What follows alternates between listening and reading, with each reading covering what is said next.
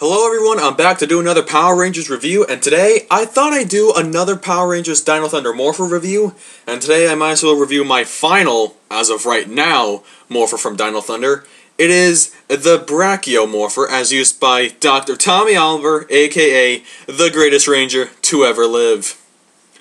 Anyway, basically, he has the Black Dino Gem, which then allowed him to have the Brachio Morpher.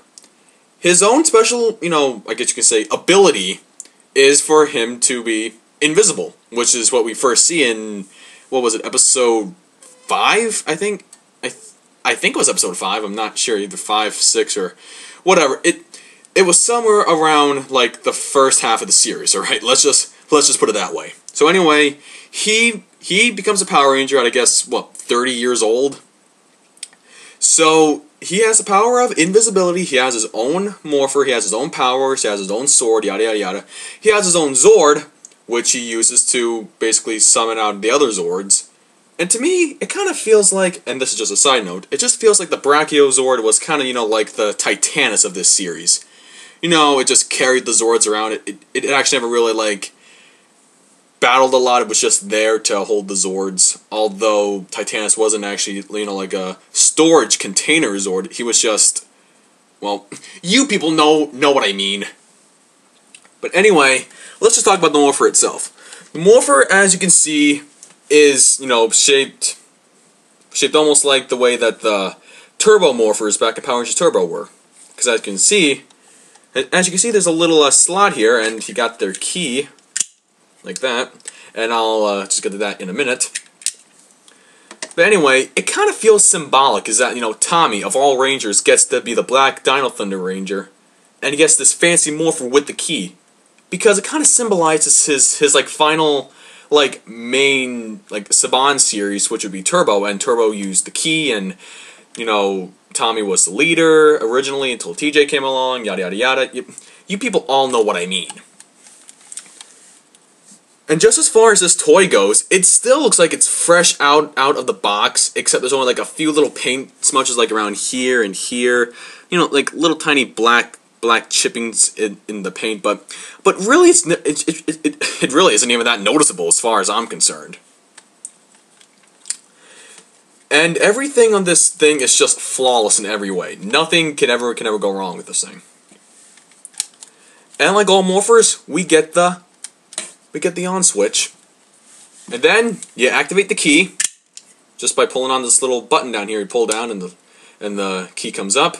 And just as a side note, this one is black plastic, while over in Japan it is silver, and I'm going to assume that it's like chrome. I think it is chrome, or maybe it's like really good silver paint on plastic. I'm not really sure, but anyway, I really don't know why they had to go with the black key and, like, not like the chrome silver key. It really is confusing, but hey, I'm not going to argue. So anyway, you just put the key in the slot, and then, well, it opens up. Unfortunately, mine is pretty much dead. It's probably a battery thing, but I'm just not going to waste time putting in batteries, because this guy, I don't even have any batteries for him right now, and really, I don't actually play with this thing like, little kids would. I just, keep it out for, like, decoration and stuff. But anyway, that's what it does. You also don't even need the key. The key, you can just forget about it, because you can just still turn and there you go. And also, there is the little button here, and if you did press it, the lights would go meow, meow, meow, meow, stuff like that. And same thing when you open up the mouth, it again would make noise. The lights on here would, be green, which I think would be kind of weird, but, whatever, I guess because it's the main one. And anyway, like the other Morphers, it can have its head pop off. And at this point, we get to have another plate head. This one is of I think it's called the Dimetrozord? The Dimetrozord? It's just so hard to pronounce, but anyway, this is basically the Dino Zord with the big saw on its forehead. And then when you connect it on here, it looks a little bit more realistic, considering that, both teeth are golden. They're both gold, so it makes more sense, but then again, it doesn't match because of because the cyan blue or light blue or whatever kind of blue shade you want to put in there. And again, you can just still, you know, put the key in the slot and boom, the thing opens up. So we have all that, and that's really great looking. Just too bad I don't have any batteries.